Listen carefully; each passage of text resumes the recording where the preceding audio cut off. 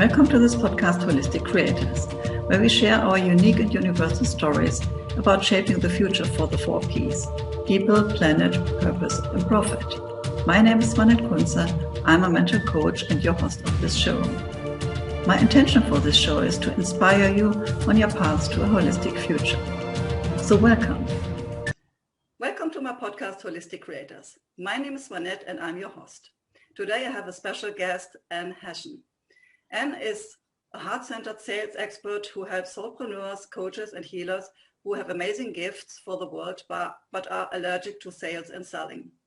As a medical intuitive and energy healer with over 30 years experience in transformational healing, and a sales expert who's personally sold millions of dollars of products and services, she uniquely qualified to help heart-based business owners transform their relationship to sales so that they can confidently and easily grow their business without ever feeling fake, pushy, or salesy. So welcome to my show, Anne. Yeah, it's great to be here. Thanks for inviting me.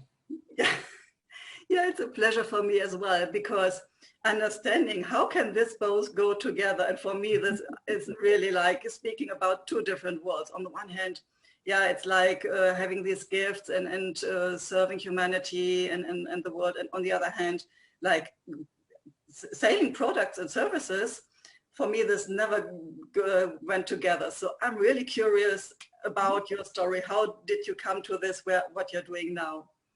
Sure. Yes. It is kind of an unusual combination for someone to be like, I'm an energy healer. I'm a medical intuitive. I do that. I have my own energy healing practice, but I also have, my whole other business, the Soulpreneur Success Code, which is all about helping other healers, coaches, heart-centered entrepreneurs to be able to effectively sell what they do. Because if no matter how amazing what you do is, if you can't effectively sell it, you can't have the impact in the world that you want to have, and you can't make a living at it. And, let's face it, if it's just something you're doing on the side, you can't do that much of it because you just spend most of your time doing something else to make a living, right? So I'm very passionate about helping people who really have these amazing gifts to help them so that they can make a bigger difference in the world. So in terms of how that happened, so I've been in that sort of woo-woo alternative world for 30 years or more, studied and done all kinds of amazing transformational work. And so that's been going on for a long time. And basically somewhere along the way, and in most of that, I've been self-employed.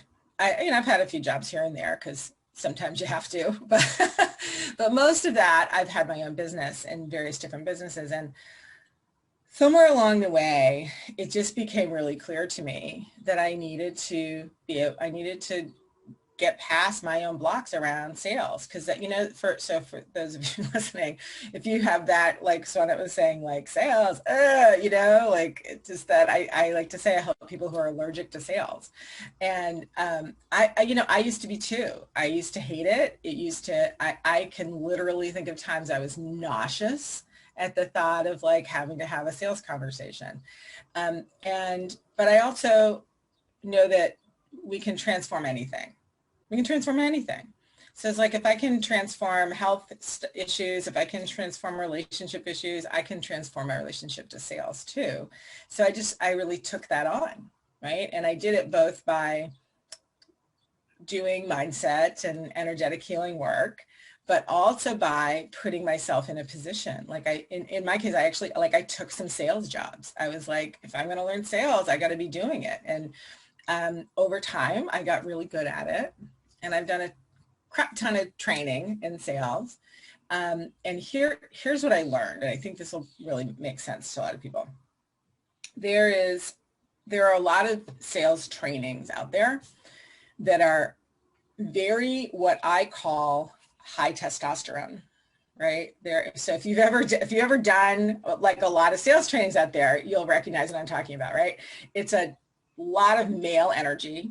If you look at the traditional language of sales, and I'm not knocking male energy, by the way, male energy is a wonderful thing, right? I have a lot of it myself, right?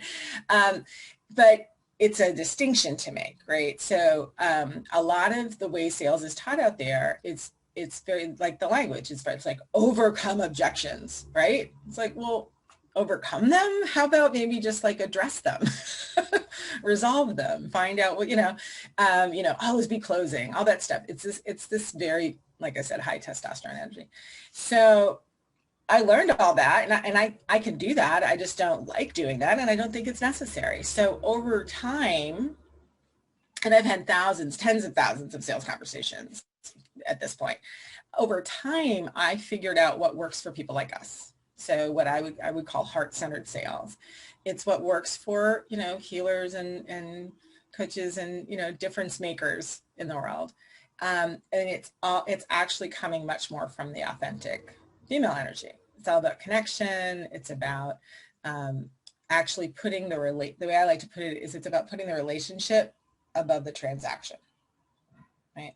So when you do sales that way, it's really cool. It's really juicy. It's fun. It doesn't feel pushy. It feels, it's about genuinely connecting with the other person and really being yourself. So, so that was sort of like my journey from like hating it to like diving into it, finding out there were a lot of things I loved about it, but also things I didn't, jettisoning those things I didn't, and coming out the other end with the way that sales should be, heart-centered.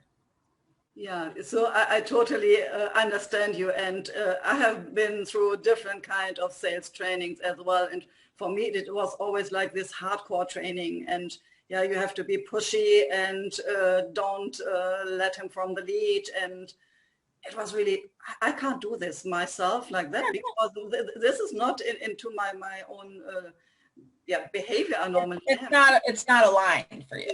Right? It's not authentic or aligned. And I'm not even like saying it's wrong, in certain industries or for certain types of people that might be totally aligned for them. Right. But it's not for me, and it's not for you. It's probably not for anybody who's listening. Exactly. So it is important to understand that there can be a different way, and that it is not like having this only way to come in contact with clients and really bring out the service, and then of course making the sales. What I also see is like people who, you said that some of them have another job to make their living, and then they work as a healer or coach. Mm-hmm. And what I figured out for myself as well was, as long as I worked in project management and like more in this business area, it was kind of easy to do this kind of stuff like selling services. But as soon as I had to show up with myself, like who am I really, like this person, and what I do have as my gifts, I felt kind of insecure. Can I do really the same thing? And so it's very different. It's very different selling you and your, these things that matter. It's very different than selling something else, even something else that you really believe in, and it's a great product or a great service, right?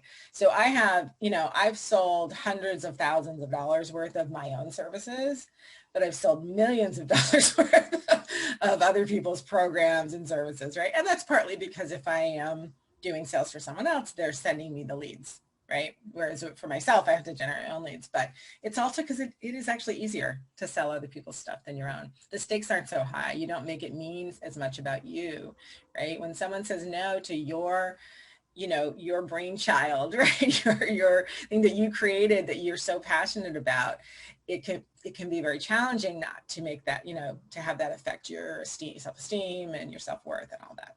So that inner game is super important. Yeah. Tell me a little bit more about, you said people do have blocking beliefs about the relationship to money or relationship to sales. What kind of beliefs do you hear, for example? So I love doing this kind of work that I do with my clients, these blocks that in these internal, it can be emotional blocks too, but a lot of them are more mental. They're like limiting beliefs that we have around money. So some of them are, and I do this, actually clear these beliefs when I work with people. So some of the more common ones a really common one is an internalized belief that if I make more money, then I'll be taking it from someone else. Like if I make more money, it means someone else is making less. like money, like it's a zero-sum game, which it actually isn't, right? But that belief is there for a lot of people. Also, especially for healers, a lot of people have a belief that it's actually wrong, like morally wrong, to charge for healing work. So that can be there, it can come from religious traditions or different cultural traditions, but they've just internalized that, and they feel like oh, it's a gift, so it's wrong for me to, it comes from above, it's a gift, so it's wrong. And so if anyone has that, most of the time, let me put it this way, I'm not interested in telling anyone that their beliefs are wrong, right? So if you have a belief and that belief's working for you, great, right? And I think for most people, that's a belief in particular, it's not really working for them. It's not really coming from a place of strength and empowerment. And I would just offer, like, a lot of times it's good to bring these beliefs out into the light of day and see, do they really bear scrutiny? Okay. And so if the feeling is, well, if it's a gift, I shouldn't be able to charge for that. By that same argument, an artist shouldn't be able to charge for their work, or an author, a writer shouldn't be able to charge for their books. That's a gift too, right? And so that's one thing. The other thing is kind of on a purely logistical level, kind of like what I said before. If you feel like you can't charge for your healing gifts, well, that means you can't do very much of it, because you have to, again, spend most of your time doing something else to make a living. Whereas if you actually can charge it, then you can help, you charge for it, you can make a living on it, you can help a lot more people, right? So again, it's sort of like, yeah, when I look at that in the light of day, that it doesn't really hold up. Another one that's really common, it's more common among women than men, but there's this subconscious belief that we have to choose, that we can't be successful with money and professionally and in our relationships at the same time, that we have to choose one or the other. It's there for a lot of women, where they feel like if they make more money, it's going to impact their relationship. I had a big block about that myself. That's a really common one. I think men have stuff around money and relationship too, but it's not that usually. It's probably more likely if they don't make enough money that it'll affect their relationship, because, just culturally, that's still a lot of what we're taught, right? That men have to be the one to do the support. So those are some common ones. There's plenty more though. I mean, just feeling like they're not worthy, like they don't deserve it. Right. And that sort of imposter syndrome kind of stuff. Like, what if I'm not really as good? What if they find out? All of those things that come up, and they're really crippling. Yeah. So I sometimes hear kind of these beliefs as well in my coaching practice, but it is also like people who come from this point of wanting to create a better world, they come with this belief money is bad. So because yeah. Oh yeah, yeah. Oh yeah. People, you brought that one up. Yeah, a lot of people who have a lot of money don't behave like serving the world, but are kind of destroying it. So it is like, if I get money, I will become bad as well, perhaps. Or, yeah, like wealthy people are selfish. Well, if I become, then therefore, if I become wealthy, I'll be selfish, right? And that money is just bad. So actually, can I share a little story about that? Long time ago, when back in my 20s.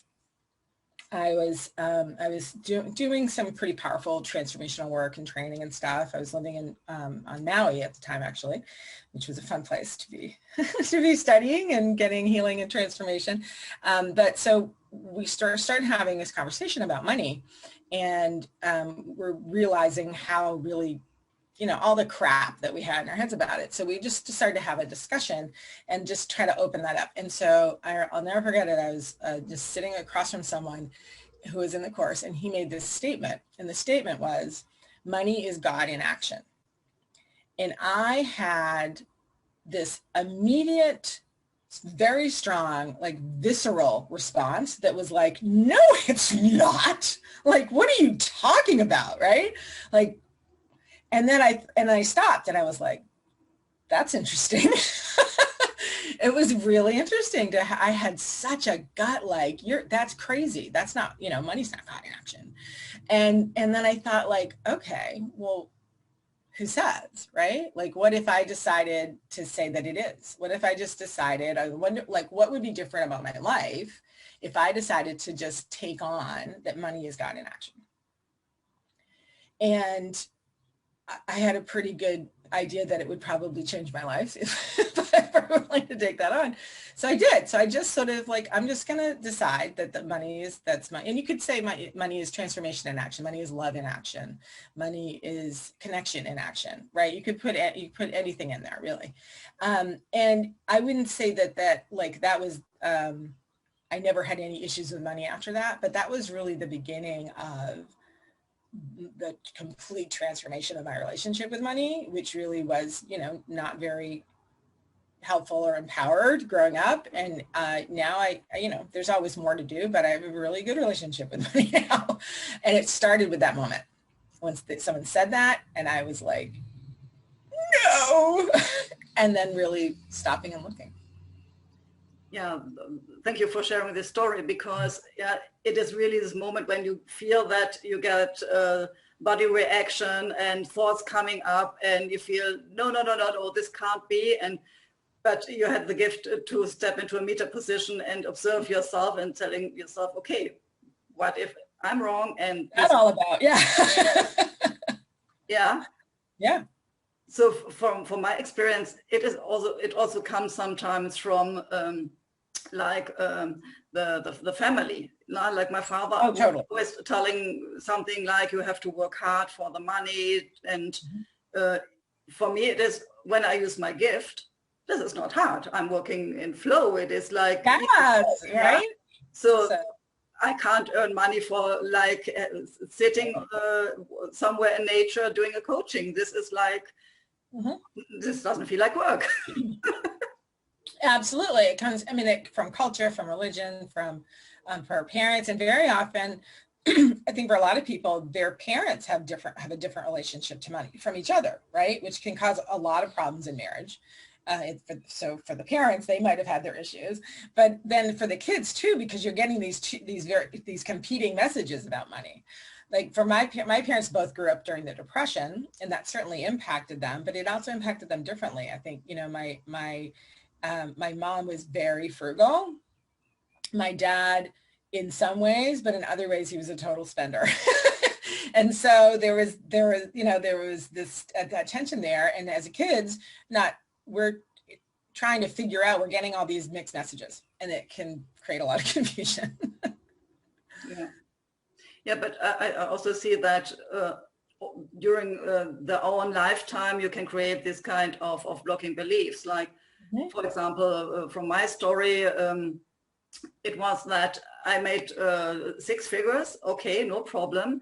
But I really worked a lot, and I got sick. I was really close to a burnout at that time.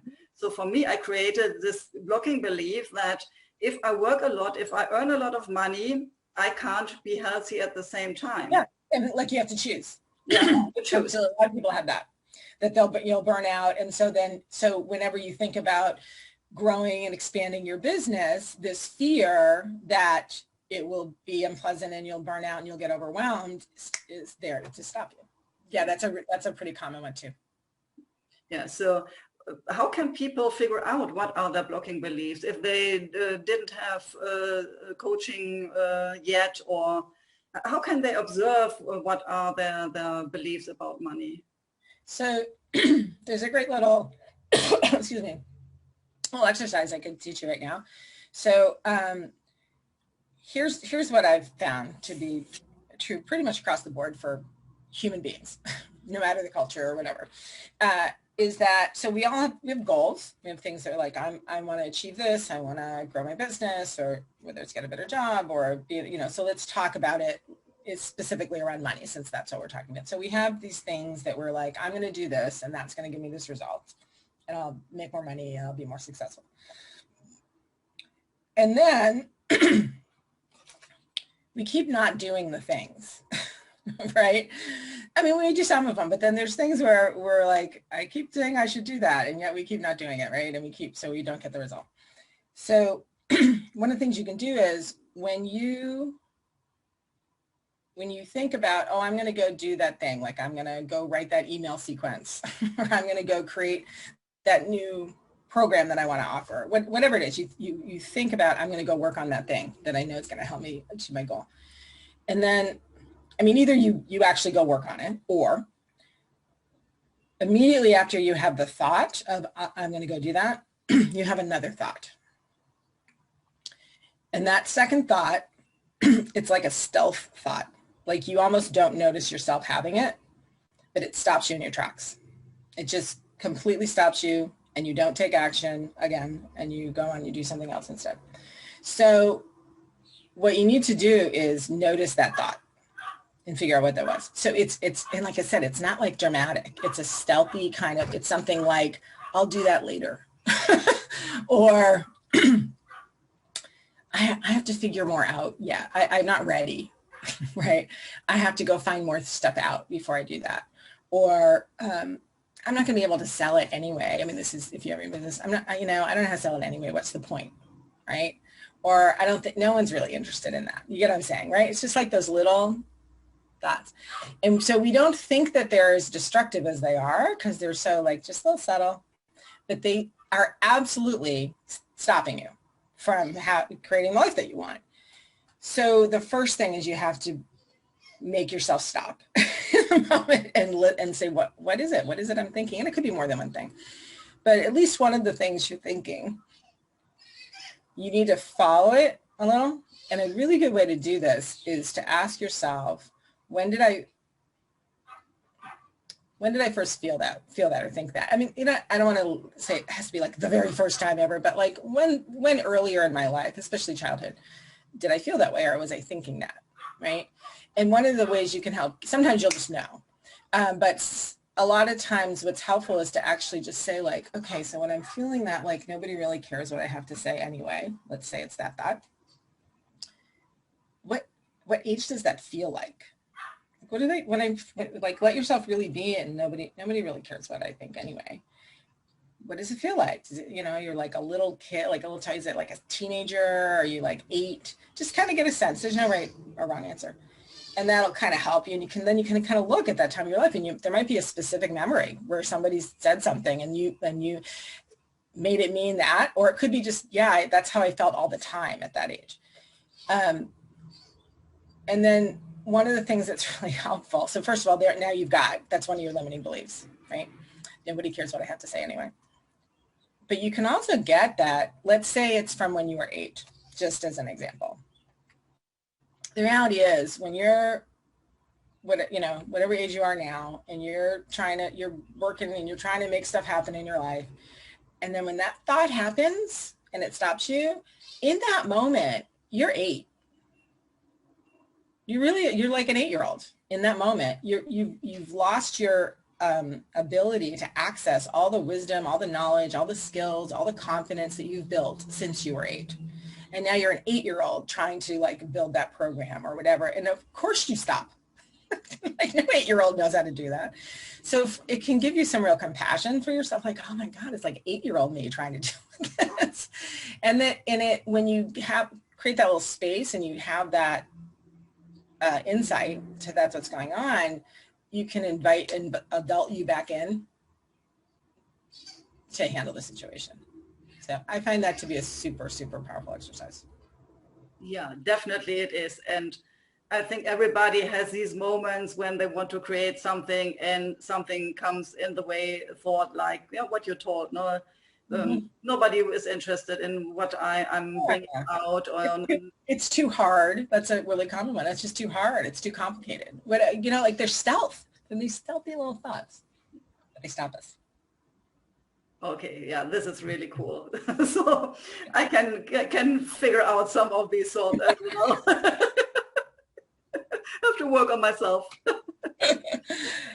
Yeah, it's branding. So now that, for example, people got more clarity about what are their thoughts, what is holding them back, what are the beliefs about money, and what are they doing with that now? So how could you help them to clear that or release that, or how do you work on that? Well, I am an energy healer. So when I work with clients, one of the things I do is I actually help them identify those energetic imbalances, which could be limiting beliefs. Can also be like stuck emotional energy that's stuck in their body and trauma and stuff from the past. So I actually can just identify those things and clear them for them. So that's very powerful, and it's why in all my programs where I teach sales and other business skills, I'm not teaching just like a skill and just the understanding. I always combine it with that inner game piece, so that we're actually doing that some mindset stuff like what we just did, and or the energy clearing together, because when you bring those together, that's really where the magic happens, right? So one of my sort of core principles for having a life that works is that I say you always have to be working on your inner game and your outer game at the same time. So the inner game is that energy healing, working on our beliefs and mindset, and, strengthening our, work our self-esteem, all of those things. And the outer game is like skills and understanding and practicing and being out there and putting ourselves out there in the world. And if you're trying to do the outer game, especially when it's new skills, things that you're not comfortable with, you could be trying really hard. You're probably going to be suffering. You're probably not going to be very good at it if you're not doing the inner game stuff too. However, I will say, if you're only doing the inner game, you just feel like, oh yeah, I'm working with a healer, I'm working with a coach, we're clearing this, we're clearing that, and you aren't out there on the court practicing and building your skills too, that doesn't really work either. Right? It's the combination that's really powerful. Okay, so it is not that, for example, you start first with the clearing of these blockages, for example, and then you go into the next step, learning about the sales process. You're doing it at the same time? Yeah, I like to combine it. So as an example, I have this 5-week program called the Soulful Sales Code.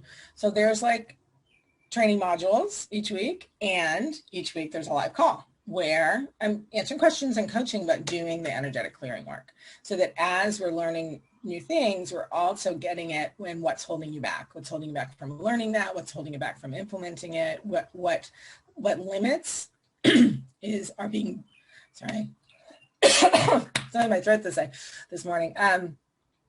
What limits are being sort of brought up, because so the thing is, like, when we expand, we take on new things. We're like, I'm going to do this. I'm creating something new for myself.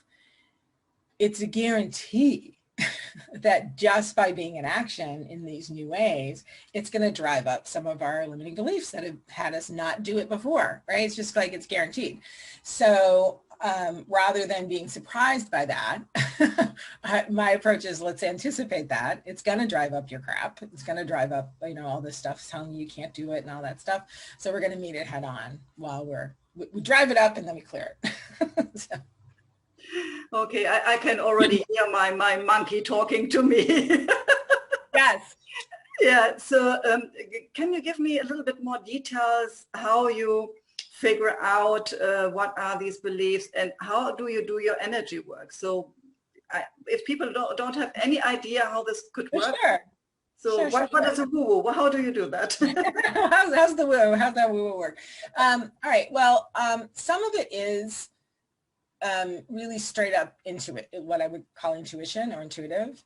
And where I'll be working with someone and I'll just get it. Like, I'll just know what's there that's blocking them. That comes with time and practice. Here's what I'd like to say about that intuitive kind of work is that I really don't think that I'm any more intuitive than anybody else. I just have, over time, I've put in the time and effort to learn to trust it. That's the hardest part. So for years, and I think this is good, I think this is true for everybody to one degree or another, I would, you'd have like just thoughts about things, right? And I would just relate to those as like random thoughts. And at a certain point, I started to get like, well, maybe those are, and we do have random thoughts too, but maybe that's something worth paying attention to. So then, it started to use through, muscle testing and other things like that can kind of give you some answers to what's going on from the subconscious. And I started like sort of testing and realizing so many of the thoughts that I was having were actually based in what was really going on with the other person. It's like a process of learning to trust. So at this point, I trust it a lot. It doesn't mean I think I'm infallible, because I'm definitely not. But I trust it a lot. So some of it really is just years of practice, and I just like, I'll be like, I just know, like, I'll just get the thought, right? And then I also use some energy healing modalities. So there's, I use the emotion code and the body code, which are some people may be familiar with, and those are super, super powerful healing modalities that just really anybody can learn. If you want to spend the time to do it.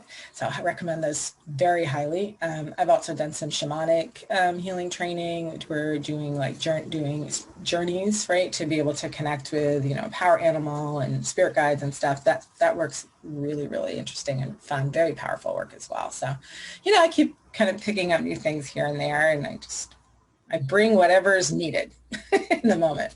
And as far as how you clear stuff, I mean, honestly, it's way simpler than people think to energetic healing work. The clearing work is truly, it's just done by, the best way I can say is it's done by intention. You know, energy does respond to intention, and it's really like identifying it and then having that clear intent for it to clear. And so far it seems to work really, really well. So. Yeah, so I really recommend the emotion code and body code as well, being a practitioner of that. And yeah. It is really, you get so quick, amazing new results, and can change emotions and these beliefs. This is really incredible. Yeah. As well as physical issues as well. But the other thing, and I'll put in an extra little plug there. So one of the things that I love about the body code, emotion code too, but is that it's the brilliance of the way it's designed is really anybody can learn to use it. And however, the more you use it, the more you will develop your intuition. And I have no doubt that I'm way more intuitive, and I trust my intuition way more just because I've been doing that for so long. And you just start to get that you know things. So highly recommend it. So I want to go a little bit further. What about finding the true identity, or like what is the branding of, how can people or healers figure out about that? Because as long as they play a role being in another business, they have like that job description and they know kind of who they are. But as soon as they really need to bring out their own gifts, then it is about authenticity and really figuring out what is their true identity and how can they create a kind of brand out of that they can put out in the world. So can you? Yeah, it's a good question. And there's certainly people that are more expert than I am in the whole branding thing, but I can share my experience. And I really feel, so let's say you're a healer, and one of the things that I think is problematic for most healers who are trying to create a business doing what they're doing is most of them, and it's true for me as well, is they've gotten trained in one or more energy healing modalities or healing modalities, other things, and so they're certified in this or this or this, and they tend to what I think is fundamentally a mistake is to try to sort of brand themselves as a ex-practitioner, so it's body code practitioner or this or that and the other. I'm not saying you shouldn't include that. You totally should. When you have certifications, you want to let people know that you're certified in these things. But that's not who you are. It's just a feature of what you offer, that you have that particular training. And what's powerful, and there's lots of other people who have the same training that you have, but nobody does it exactly the way you do. Right. And so I think what you really want to try to do right even from the beginning, in addition to listing the training that you have, is be looking for what is the branding that's for you. Like, what is it that you bring to the table? What do you, and really talk about, what, I mean, it's like marketing from the heart, right? So that people, when they're because the reality is most of the time people aren't searching for a particular modality. Sometimes they are, but mostly they're searching for help with the issue that they have. And they have a lot of people to choose from. So you want to stand out and have people feel like your personality, your heart, your caring is what they're getting, whether it's on your website or, your Facebook page or whatever it is. So I'm a big fan of, even when you're early on and you don't have a, you're still figuring out, to right from the beginning, really own that you're going to create your own brand. And give credit where it's due in terms of what you're trained in, but you still bring your own unique energy to it, and that's what people are really going to respond to. Okay, so understanding what is, also the transformation you give people, and your own experience. Like, I think this often people forget, okay, it's about trainings and all the certificates we got, but it is also about what has been our journey. Yeah? So what have we been through, and I think everybody who gets an expert in a certain field had some troubles with these kind of topics before. Otherwise, we would tell out of books, but not could not work in the shoes of the other person. Yeah, absolutely. So that's one of the best ways to to start getting clear about what that brand is and how is to tell your story, to share your story, and that nobody has the same story that you have, right? They might have the same certificate, but they don't have your story. And then some people will get caught up, well, my story's not really all that great. It's like, sure, some people have a really cool story, right? Like a really dramatic story. And not everyone has that, but you still do have your story about how this opened up for you. And so the people who are going to come to you, they are also on their journey. They're having their own story unfold. And so there's still something very compelling about sharing your journey and your story and how it unfolded for you, that they can get you as a real human being, right? And it doesn't necessarily have to be dramatic. I mean, if you have a dramatic story, go for it, but it doesn't have to be. Okay, so I'm curious, do you have a dramatic story about money? I have a pretty cool story actually about the money and mindset stuff. So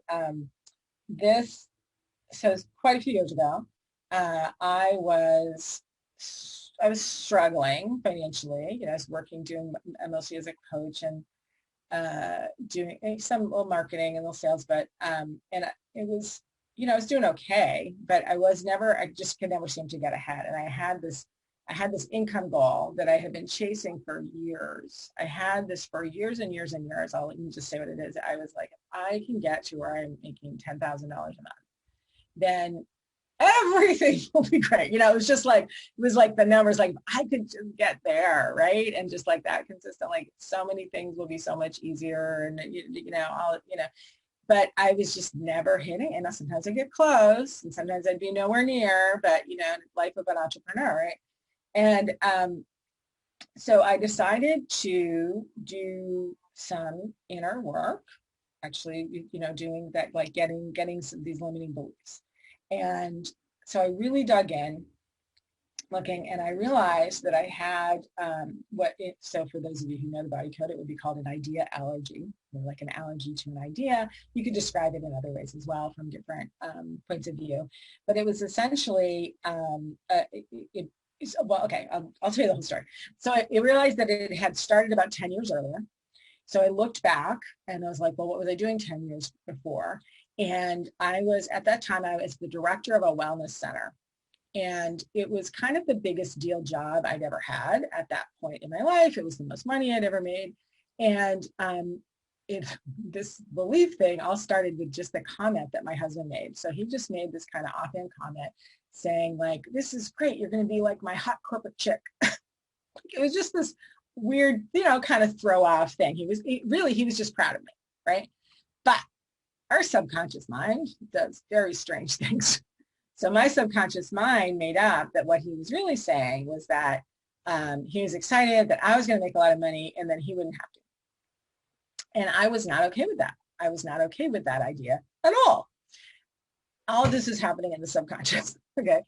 So that comment, what my subconscious made up about it, over probably some little period of time, it kind of coalesced into a particular belief, and how I would express the belief that I had no idea what was going on. This is 10 years later. I was figuring this out, that this is what happened. The belief basically came down to, if I make a lot of money and my husband's happy about it, then I will be resenting him. But if I make a lot of money and he's not happy about it, then he'll be resenting me. So either way, if I make a lot of money, it will ruin my marriage. Okay.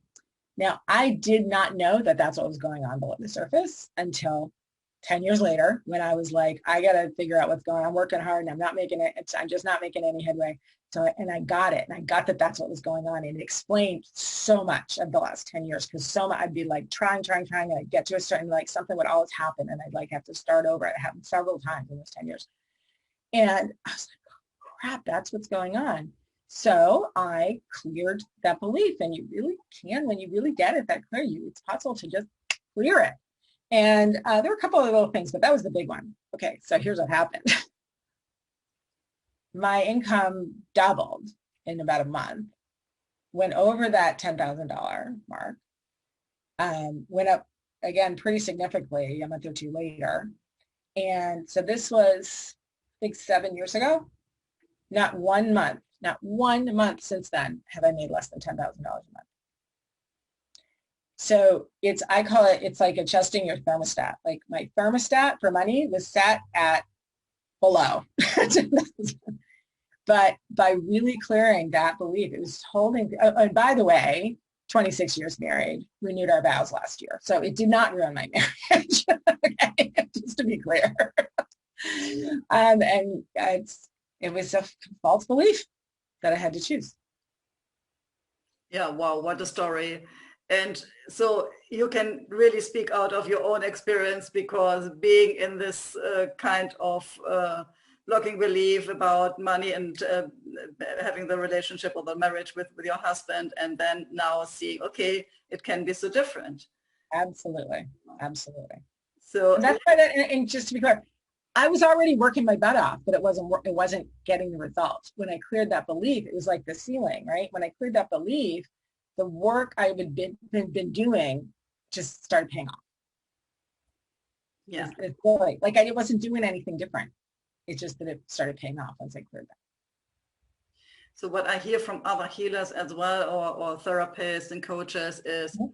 Yeah, they have done a lot of healing work on themselves, of course, and they're working also a lot and trying to get the business run, but somehow it is difficult because they don't want to be very salesy or very pushy. So mm-hmm. Let's talk a little bit more about how is heart-centered sales working. If I can't imagine, I only know this kind of pushy thing and like with a lot of testosterone. Yeah. So yeah, I mean, fundamentally, it doesn't have to be that way. I mean, heart-centered sales is really about putting the relationship above the transaction, but the transaction matters too, right? That is how you're going to make a living and how you're going to serve people. So, I mean, again, so it's a whole course on this, but, you know, fundamentally, it's about connecting with the other person, like really being a real human being, not as a manipulation, I'm going to connect with you now, but actually being present to the person in front of you and being genuinely interested in their life and what matters to them.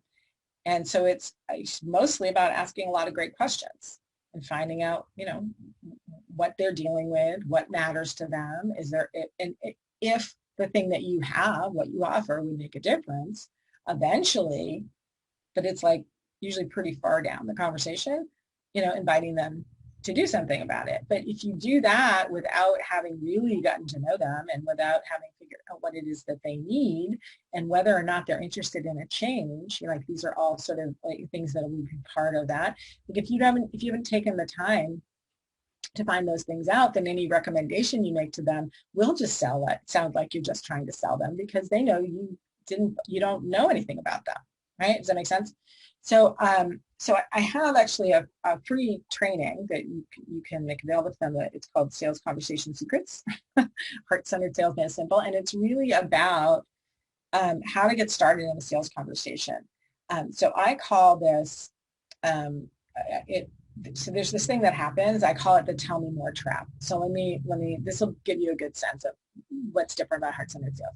So what's the tell me more trap? So that's when you're talking with someone And for whatever reason, either it could be that they actually contacted you about your business, but it could be you just met them somewhere and you're talking, right? And at some point it comes, they ask to find out more about what you do, right?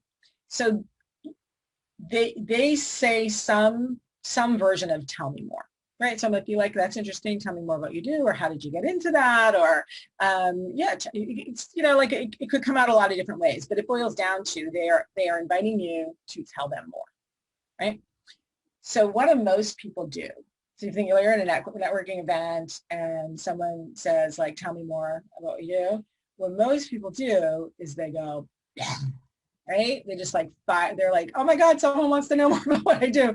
And they just start fire hosing them with information, right? And they're like, oh, it works like this, and I do this, and it's so wonderful, and I studied it here, and I've been like this, I've been doing this forever, and let me tell you my story, and this is what my clients get out of it, and this is how the whole thing works, right? And then the other person's like, right?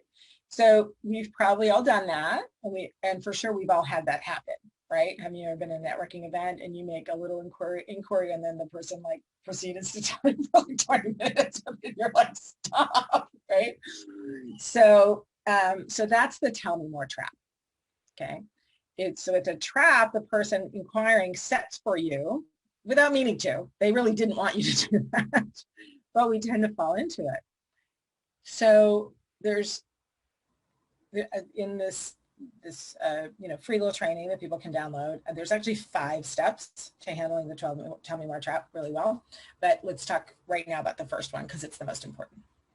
So when you are talking with someone and they want to find out more about what you do, the most important thing is this first thing that you say. And I really recommend saying pretty much this exact thing verbatim. I mean, you can put your own spin on it, but the basic thing is they say, tell me more about what you do. That's really interesting. You say, I'd love to, but first let me ask what interests you about it.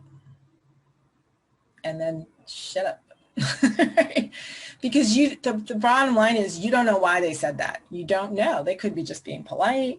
They could be thinking about that they also want to study what you do, and they're thinking about it as a career move. They could have a cousin who they think might be interested. Right? It could be all kinds of reasons.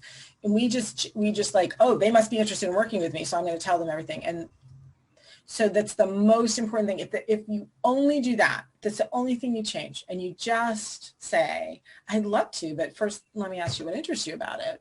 And then listen, you are going to have so much better conversations. So that's the first thing. And then as they're telling you why they asked, what interests them about it, ask more questions, find out more, and, and on from there. But does that make sense? Can you get that? That's much more heart-centered. It's coming from actually connecting with the other person.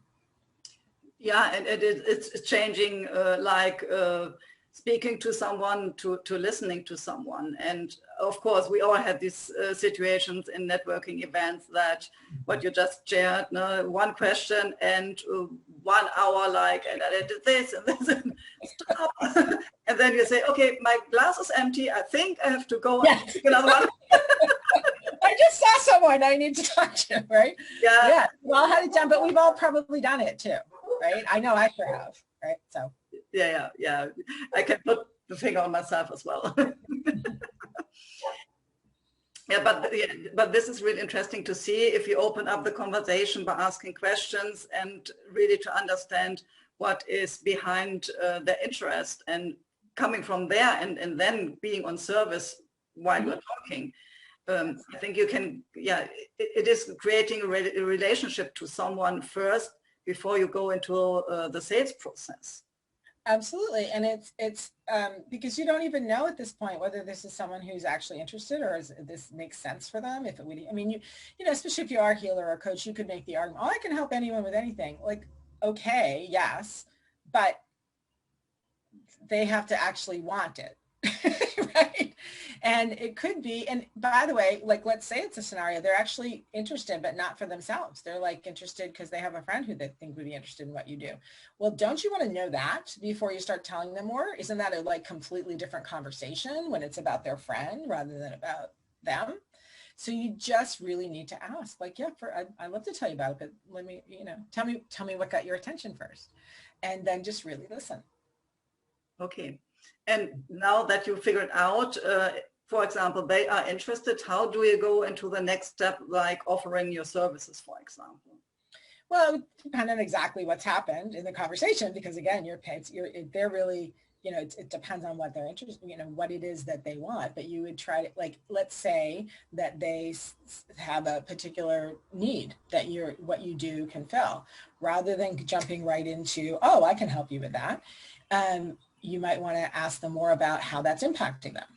It's like, oh, I get that. So, what is it what's that like for you? How long has that been going on? Great question. How long has that been going on? What is that keeping you, from doing in your life? What else have you tried? What have you already tried to do that?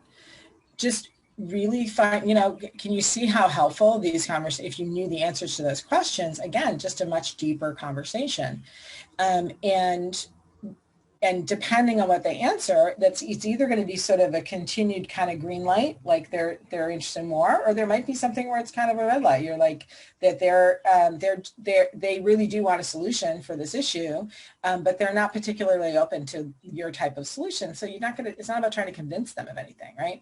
Or it could also be that it's not that they're not open. It's not that, it's just that it's not a priority for them right now.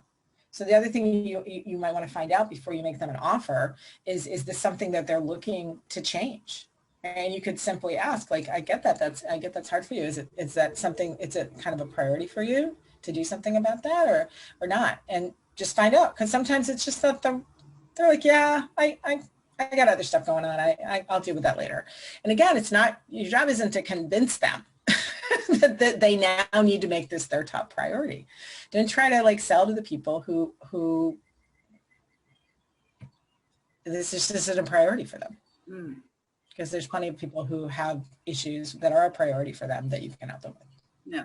So imagine you still have the green light and people tell you, okay, so now no, this could be something for me.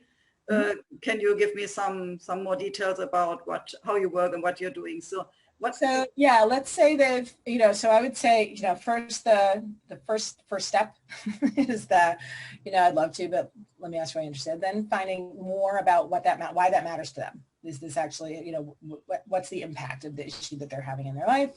Finding out if they're actually interested in changing anything about it right now. That's when, only then, would I recommend telling them a little bit about what you do. And I'm talking 2 sentences. Just really, just the very short version of what you do. Oh, how people have, how other people struggle with what we were talking about and what I do. I'm not going to, you could call it your elevator pitch, whatever it is beyond the scope of what we're doing right now. But you would 2 sentences about what you do and how it helps people, right? Now, the next step is really important. And if this was a sales conversation from the beginning, what I mean is they found your website and they called you, or they were a referral and they reached out to you knowing what you do and wanting to find out more about what you do because they're actually thinking of working with you. You still should do everything I said. Just because they reached out to you for the thing, you still don't really know what's a priority and and how they still could be calling for their cousin, or all that stuff. You still want to do that. But it was, from the beginning, there was an implicit understanding that this is a potential sales conversation because they contacted you for that reason. So you could give your little short version of what you do, and you could ask, and then ask something like, does that sound like something that would interest you? Would you like to talk more about that, right? And then kind of go from there. However, let's say it's not that. You met them at a party. Remember when we used to meet people at parties? That will happen again. You met, whatever, something like that, right? It didn't start out as a sales conversation from the beginning. In that case, that last step is different.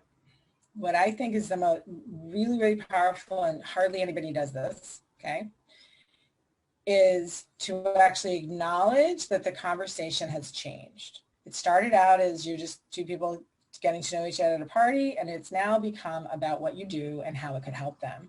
So the best thing you can do in that space is just call that what it is and acknowledge. Say hey, this is starting to become a conversation about us maybe working together, which isn't where this conversation started, right? So just say that, just like that, just put it right out there. Let's acknowledge that something's happening here. Okay. So is that something that you'd like to explore further, either now or later? Or did you already get what you need, what you wanted to know from what we talked about? So you're basically, what you're doing there is acknowledging that the conversation is shifting and asking if they want to go further. Do they really want to get into an actual sales conversation now? Because don't you want to know whether they do or not? If they say like, no, I just kind of wanted to find out more, I'm good, then fine, you're fine, right? But if they say, yeah, no, I really want to find out about this. Well, now they really want to have a sales conversation with you. Can you see how that just takes all the pressure off? They're like, really, they're asking you to sell them at this point, right? And so then you, depending on the circumstance, you could either continue right then, or it might be like, hey, it sounds, there's stuff going on. Maybe we should schedule an appointment or go from there. But do you see how that it's all about just being real in the moment and not trying to pretend? Are they noticing that we're having a sales conversation now? Just call it what it is. Yeah. So what I often hear is that people, as soon as they come into this, or now it becomes a sales process, they're still fine with telling other people what they're doing, how they work. But as soon as it comes to numbers, yeah, or like showing different services they have, like having a course or having the one-on-one coaching, whatever it is.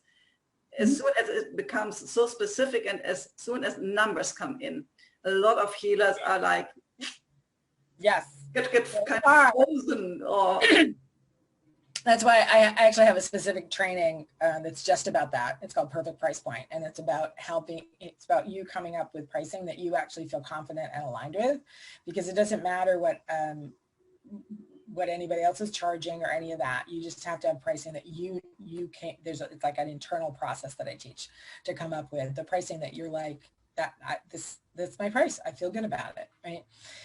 But yes, so other than that, one of the things is actually to just be really clear about your price. I can tell you many healers who they've been talking, people say, that sounds really cool. How much does it cost to work with you? And they've been like, or even, oh, you don't have to pay me, right? Just because they'd rather, and then they're like, why did I say that? But because they're so uncomfortable. So, I mean, honestly, there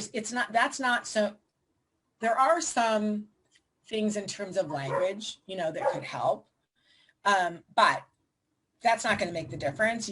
There's just internal work that you need to do around that, right? Around the really connecting and going through a process like my Perfect Price Point process to just really get to like where you own it.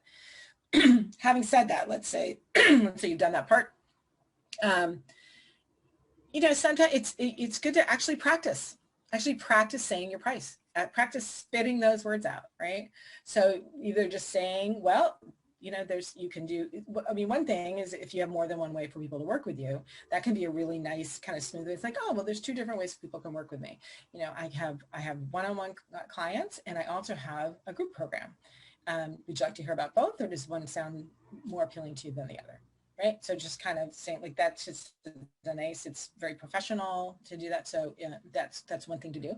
You're still going to have to say the price. So you need to practice saying it, right? Just get a good friend, get a good, other entrepreneur buddy who understands, and actually practice saying your fee. It's one of the most important things to do. Yeah, wonderful. So now as people, I'm sure very interested to hear where they can find you. So can you give us a little bit of information about website, social media? Also, you're starting a challenge soon. Can you give out a little bit about that, where people can reach out to you? Yes, absolutely. So my website is called Soulpreneur Success Code. So not solopreneur, soulpreneur, because there are people whose business really comes from their heart and soul. So, sorry about that. The joys of working from home. So soulpreneursuccesscode.com is my website. And you can go there and actually get a copy of that Sales Conversation Secrets, and so that you can put a link to that as well. And I also have a Facebook group that I'd love for you to join. So the Facebook group is called, it's kind of a long name. It's Sales and Success Conversations for Heart-Centered Entrepreneurs. So you can search for that on Facebook, Sales and Success Conversations for Heart-Centered Entrepreneurs. And in that group, we have discussions and talk about different offerings and different things that people can do to build their business. It's very much, it's largely healers who are in the group, although there's certainly a mix as well. And I do have a free 5-day challenge that's coming up. It's called Referrals Made Easy, 5-Day Business Breakthrough. And it teaches you, so referrals are one of the most important ways for anybody to build their business, and yet hardly anybody asks for them. And especially heart-centered entrepreneurs feel very uncomfortable. They're like, I'd say there's 2 basic reasons why people don't ask for referrals.